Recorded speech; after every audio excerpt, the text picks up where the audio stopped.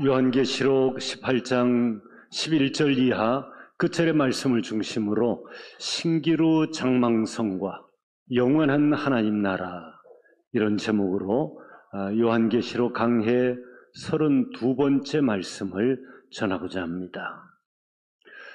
출애굽기 19장 16절에 보면 시내산에 하나님이 강림하시게 되는데, 그때 번개가 치고 그리고 우레, 즉 천둥 소리가 나고 빽빽한 구름과 연기가 자욱한 가운데 사람들이 하나님을 눈으로 볼 수 없을 그런 환경 가운데 하나님이 임재하시는 것을 볼 수 있습니다. 그때 하나님이 임재하실 때에 그 외쳤던 천둥 소리가 많은 사람들에게 아마 큰 두려움이 되었을 것입니다. 하나님에 대해서 경외심을 갖게 되었을 것입니다. 천둥 소리도 두려웠지만은 또 하나 두려운 것이 있다고 하면은 그것은 하나님의 침묵입니다.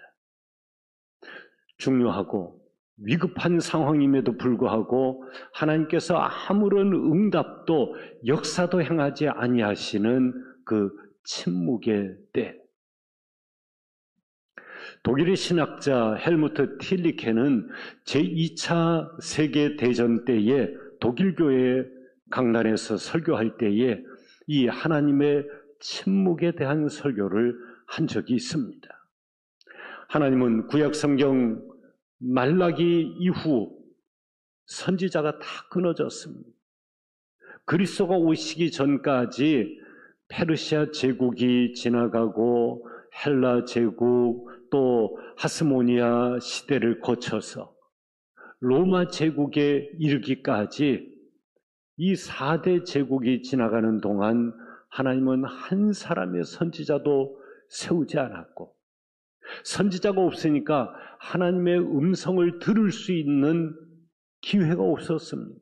오늘날은 말씀이 너무 많아서 사람들이 이제는 말씀도 말로 들리지 하나님의 말씀으로 들리지 않는 그런 시대를 우리가 살아가지만은, 하나님은 침묵하시되 4년, 40년도 아니고 무려 400년간 침묵하셨던 때가 있습니다. 그때 그 침묵을 깨고 오신 분이 바로 메시아 예수 그리스도이십니다.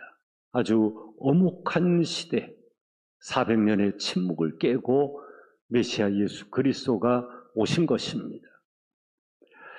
삶에서 가장 복된 때는 양지바른 언덕에 머무는 시간이 아니라 고통스러운 어둠의 시간이다. 그 시간을 예수님과 함께 보내기만 한다면 말이다 하는 말이 있습니다. 그럼에도 우리가 살면서 어떤 불확실성과 암담함이라고 하는 것이 우리의 삶에 드리워지게 될 때에 우리의 삶은 대단히 위태로울 수밖에 없는 것입니다. 대림절의 셋째 주일을 맞이한 우리나라의 형국, 그리고 우리 교회의 현실도 엄혹하기는 마찬가지입니다. 재개발로 인해서 지역이 개발되어지는 것은 필요한 일이지만은, 그로 인해서 교회에 종교부지를 주고는 이 5층 건물을 건축할 비용에 대한 것을 일절 보상하지 않겠다 하면은 이 건물이 10억, 20억에 지을 수 있는 그런 건물이 아니지 않습니까? 그럼에도 조합의 집행부는 남을 나라, 땅 외에는 줄 수 없다, 이렇게 일관하고 있어서 온 교회가 지금 특별 새벽 기도회에 계속해서 하나님 앞에 부르짖어 기도하면서 기도밖에 방법이 없다, 그렇게 생각하지만은, 그러나 상대 쪽에서는 끊임없이 교회를 궁지로 몰아붙이고 있습니다. 그리고 시계 바늘은 계속 가고 있기 때문에 시간이 흘러가면 지난번에 교회를 강제 집행하려고 했던 것처럼 또다시 이제 기간이 지나면은 제2차 강제 집행을 들어올 가능성이 충분합니다. 그렇게 되면 이 안에 있는 성물들이 다 밖으로 끄집어내지고 그걸 차에 실어서 어디 먼 곳에 창고에 실어놓고는 이사 비용, 창고 비용 교회가 다 알아서 책임져라. 이렇게 나가는 그런 상황이 벌어질 수 있습니다. 이웃교회도 그처럼 코너에 몰려서 궁여지책으로 불합리한 협상을 한 것으로 보입니다. 지금 우리 교회가 나아가야 할 길, 해야 할 일을 이제는 함께 좀 더 심도 있게 고민해야 할 때가 되었습니다. 그리스도인으로서 교회이기 때문에 지금까지 점잖게 이렇게 기도만 하고 있는 것이 과연 능사일까 하는 것입니다. 문제는 점잖게 하는 것에 상대는 눈도 깜짝하지 않고 있다는 사실입니다. 천도복숭아 나무 밑에 누워가지고 천도복숭아가 떨어지기를 기다리고 입만 벌리고 있다고 그 천도복숭아가 언제 떨어지겠습니까? 우리가 이 일이 해결되기를 바라고 기도하고 있지만은 그냥 무작정 앉아서 기도만 하고 세월을 보낼 때가 아니라는 것입니다. 저들은 지금 시계추가 돌아가서 그 종료점이 되면 강제 집행을 들어올 준비를 할 것입니다. 이러한 때에 우리가 무엇을 어떻게 해야 할 것인가? 이런 상황을 법원에서도 보니까 딱하게 여겨서 지난번에 법원이 주도적으로 이 강제 합의 조정을 하겠다고 공문을 보내왔고 우리가 함께 참여했지만은 조합은 당사자들이 참여도 하지 않고 변호사 한 사람만 달랑 내보내서 우리는 합의할 의사가 없다. 빨리 종결시켜달라. 이 말만 3번, 4번을 똑같은 말만 반복하지 전혀 협의할 의지가 없었습니다. 그 정도가 아니라 지금 이런 추세대로 나가다가 보면은 앞으로 이 조합집행부가 그 이상의 다른 마음도 품고 또 움직임이 있을 수 있는 여지가 없지 않다 하는 생각을 지울 수 없습니다. 그들은 교회가 백기를 들고 그냥 조용히 이 건물을 비워놓고 나가기를 지금 기다리고 있는 것입니다. 오늘 우리가 천도복숭아 밑에서 물불 끓고 기도할 때에 하나님은 그래 기도하니까 참 이쁘다 하고 하나님이 천도복숭아를 따가지고 우리의 입에다가 넣어 주실까? 아니면은 천도복숭아 밑에서 나무 밑에서 기도만 할 게 아니라 하나님의 음성을 듣고 내가 내게 준 팔이 있지 않느냐, 손이 있지 않느냐, 다리가 있지 않느냐, 일어나서 팔을 뻗어서 그 천도복숭아를 따서 먹어라. 그렇게 말씀하시지 않을까요? 그리고 그렇게 하는 것이 하나님을 불신하는 것일까? 오히려 하나님의 음성에 귀 기울이고 오히려 바르게 반응하는 것이 아닐까 하는 것을 우리가 깊이 생각할 필요가 있습니다. 기도했으면 이제는 응답을 찾고 온 교회가 해야 할 일, 할 수 있는 일을 함께 찾아나가야 할 것입니다.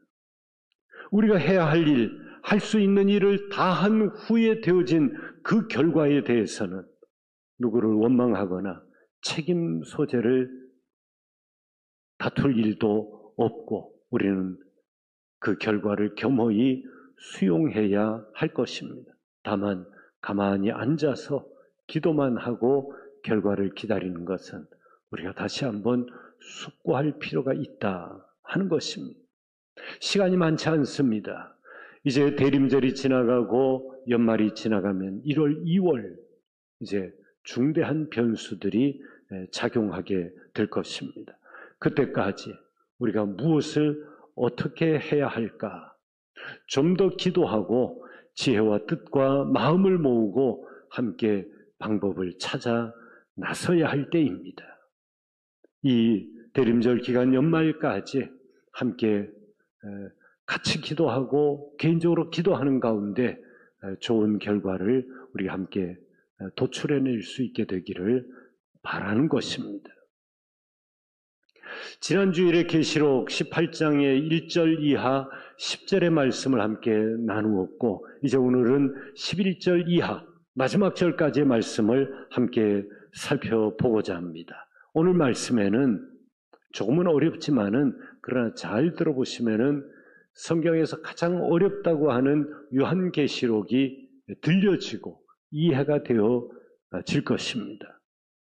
바벨론의 멸망으로 인해서 탄식하는 무리가 있는가 하면은 바벨론의 멸망으로 인해서 즐거워하는 성도들의 무리로 아주 극명하게 나뉘어지게 될 것을 오늘 본문이 보여주고 있습니다.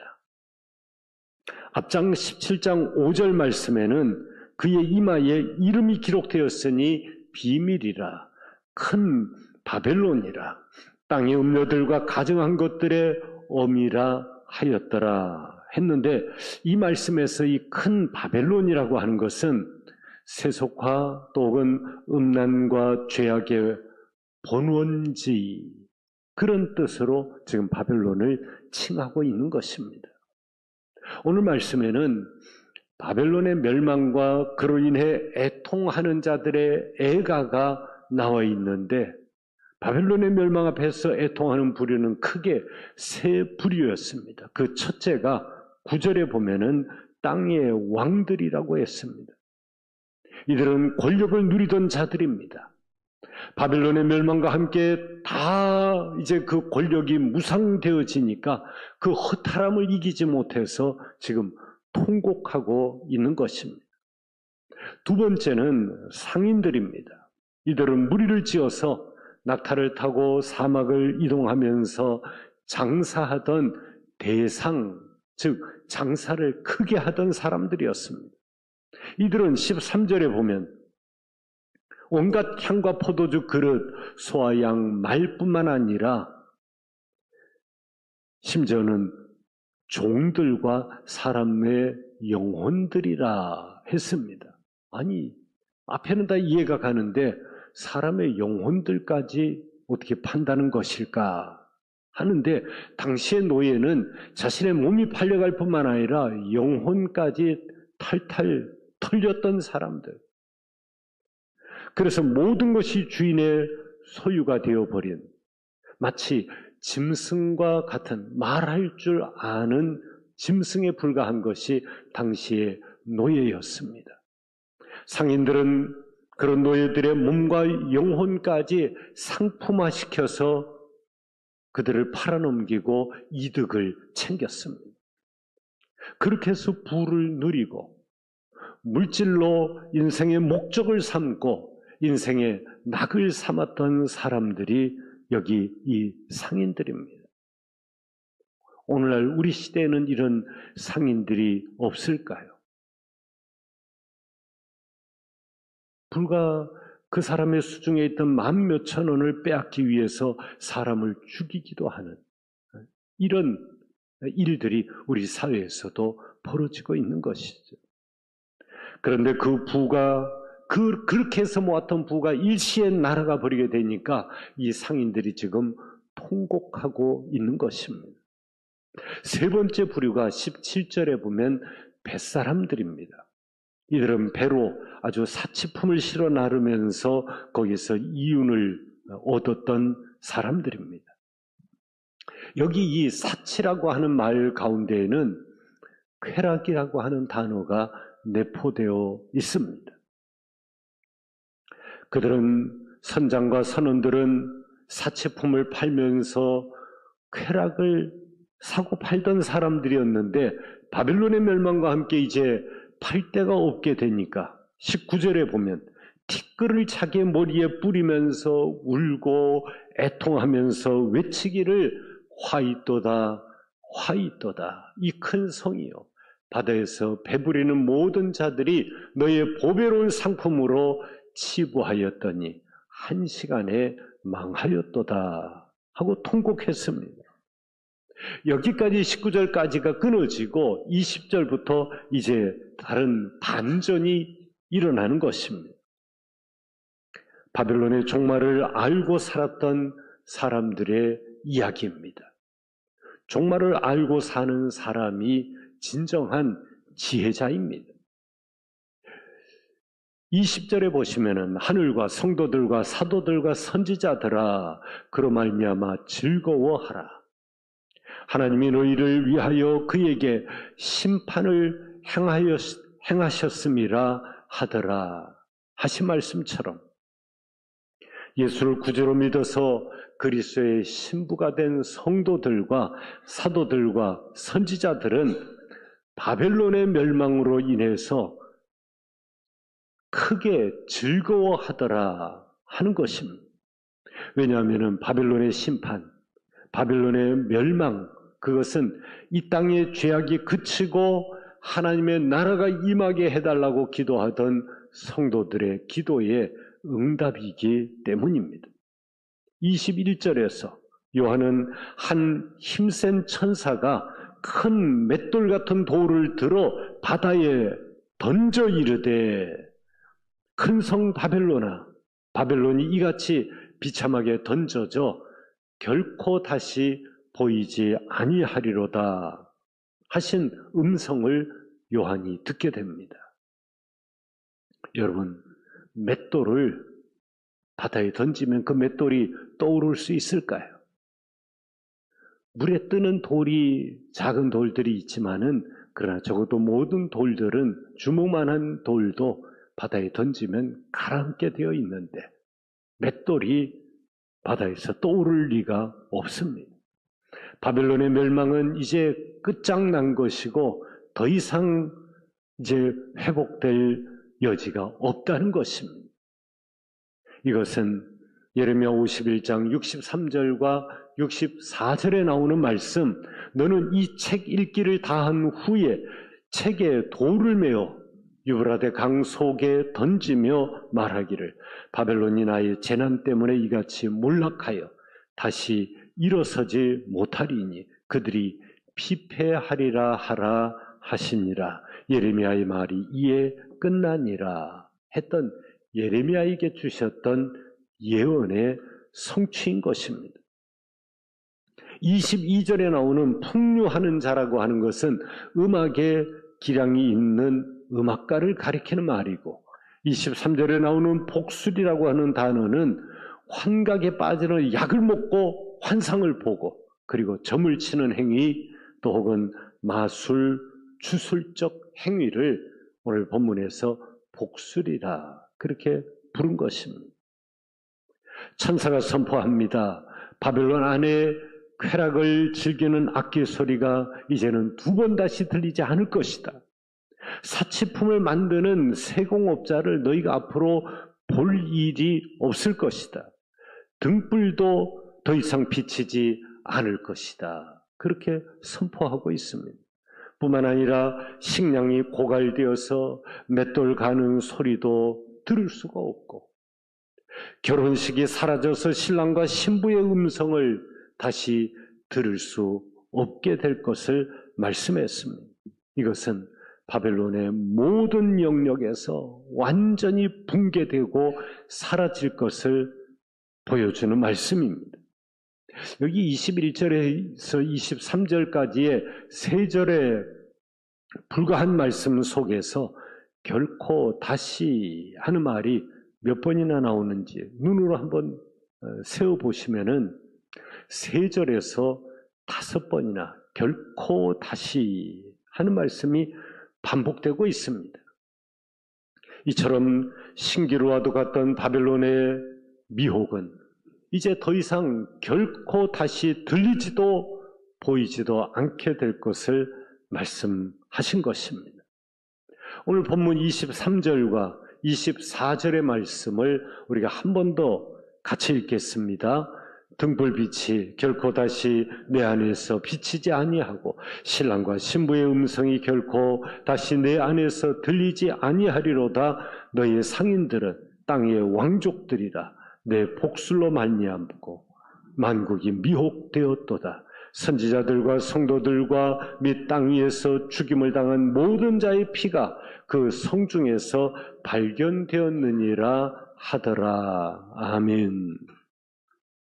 드디어 천사가 바벨론의 멸망 이유를 밝히고 있는데 23절 후반부에 보시면은 상업주의, 물질주의로 땅의 지배자가 되었던 이 음녀 바벨론이 미신과 마술로 만국 백성을 미혹했기 때문이다. 그래서 바벨론을 무너뜨렸다, 망하게 했다 하는 말씀이고요. 또 24절에는 성도들과 순교자들의 피가 그 성중에서 발견되었기 때문이다 했습니다.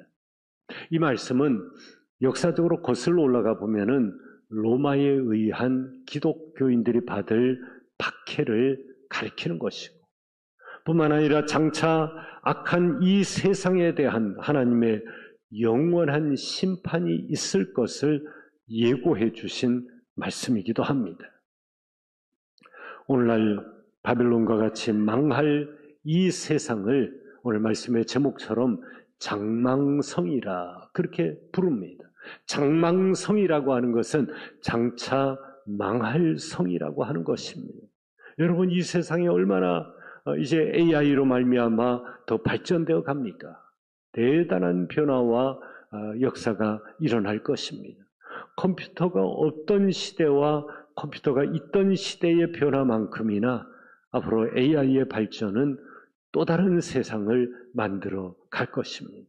그러나 이 세상은 반드시 마지막 때가 온다고 하는 것이 성경의 가르침입니다. 신기루와 같은 장망성에 불과할 것이라고 하는 것입니다. 지금 우리가 살아가는 이 세상에서 우리는 천년 만년 영원히 살 것처럼 생각하지만은 실제로 우리는 이 세상에서 200년을 넘겨 살지 못하는 것입니다. 이 세상은 갑자기 나타나서 잠깐 있다가 사라지는 신기루와 같아서 자기를 위하여 쌓아올린 모든 것들이 하나님의 마지막 심판의 때가 도래하게 되면 바벨탑이 와르르 무너지던 것처럼 이 세상은 다 하늘은 두루마리 감기듯이 감겨져 버릴 것이고 땅은 온데간데 없어질 것이라고 하는 것이 요한계시록 하나님의 말씀의 예언인 것입니다. 성경의 모든 예언은 99%가 구약에서부터 신약에 이르러 이루어졌고 1%가 남아있는데 이 마지막 때에 대한 이 예언도 분명히 이루어질 것입니다. 요한계시록에서 사도 요한은 성령의 감동으로 이러한 하나님의 음성을 듣고 또 하나님이 보여주시는 것들을 보고 기록한 말씀이 요한계시록입니다. 하나님의 나라는 영원할 것을 요한은 선포하고 있습니다. 이 세상은 멸망할 것이나 하나님의 나라는 영원하다. 이것이 요한계시록의 주제요 결론입니다. 독일 노래 가운데 음악은 영원히, 여러분이 어릴 적에 많이 보셨죠. 이 세상 모든 것 사라져도 음악은 영원히 영원히 살리라.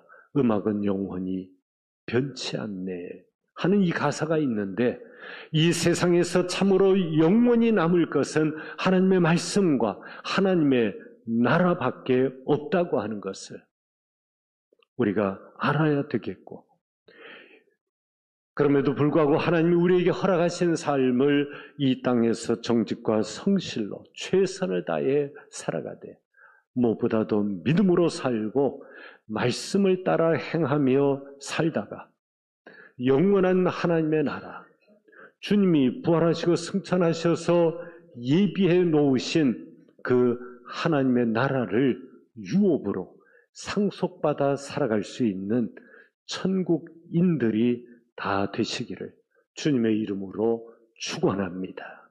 기도하시겠습니다. 알파와 오메가요, 처음과 나중이 되시는 하나님, 우리의 귀에 우리의 심령에 들려진 이 말씀들이 깨달아지게 하시고 믿어지게 하여 주셔서 천국의 백성 되게 하여 주시옵소서. 신기루 장망성과 같은 이 세상 바벨론 문화 속에 살아가는 우리가 영원과 영원한 하나님의 나라를 궁극적으로 소망하며 이 땅 위에 살아가는 동안 믿음과 소망과 사랑을 가지고 살게 하시고 오직 하나님의 뜻을 묻고 실행에 옮겨 살아갈 수 있는 영원에 잇대어 살아가는 우리 은진의 온 성도의 삶이 되게 하옵소서. 예수 그리스도의 이름으로 기도하옵나이다. 아멘.